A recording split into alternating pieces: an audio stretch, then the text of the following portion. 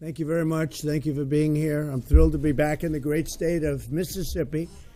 We're here today to discuss a landmark prison reform bill. It's a tremendous tragedy that we have become the country that has the highest level of incarceration in the world. America is going to arrest more than 11 million people this year. That's about 21 people a minute. Even though we lock up a high percentage of our population, we still have a problem with crime. Whenever I give a mandatory minimum, I'd say about 80% of the time I think it's unjust. Wait a minute, I'm backing you up. Yeah. 80% of the time? Sure. If we don't have punishments that fit the crime, we're going to drive people into our welfare system and back into a life of crime in ways that we all would agree we don't want to happen. You have to ask yourself, do we need to put this person, a nonviolent crime, a victimless crime, there are other ways to punish them than spending $25,000 to $50,000 a year putting them in a box. Some politician may be happy going back to their constituents and say, oh, I really hammered these folks, but that hammer comes at a cost to the rest of society. And it's a reminder to us that the current system hasn't worked. It has taken mild offenders and turned them into hardened criminals, and that's the opposite of the direction we want to go in. We have to continually, from the conservative standpoint, remind our prosecutors that we expect them to act as a filter, not just a hired gun.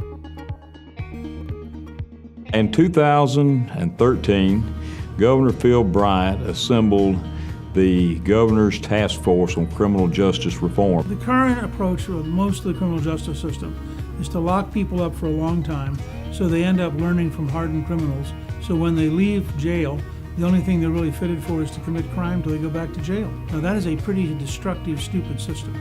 Incarceration is necessary when individuals are violent or have committed crimes that deserve that. But it ought to be a last resort, not a first resort. And what we were finding was recidivism rate here in the state of Mississippi. We were locking people up all over the state for a long, long time and finding that in many cases, within a matter of months, these same offenders are repeating crimes or committing worse crimes and back in the prison system. So something wasn't working. We're on track to ultimately save the state $264 million over a 10-year period. And better lives. That's right. To make more taxpayers than tax burdens, and that's what we're all focused on doing. And we're all better off when former inmates can receive and re-enter society as law-abiding, productive citizens. What we'll have here is communities will be safer by helping inmates gain the skills that they need to obtain jobs and stay out of prison after they are released. Conservatives want to see reform in government generally, and they definitely want to see reform when it comes to our criminal justice system. So we have to begin to focus on watching the courts, the judges, the prisons, to make sure they serve the general good instead of just the bureaucrats involved.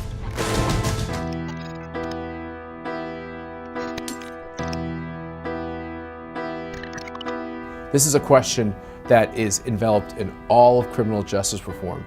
Can the individual turn from a bad path and get on a good path? I think they absolutely can.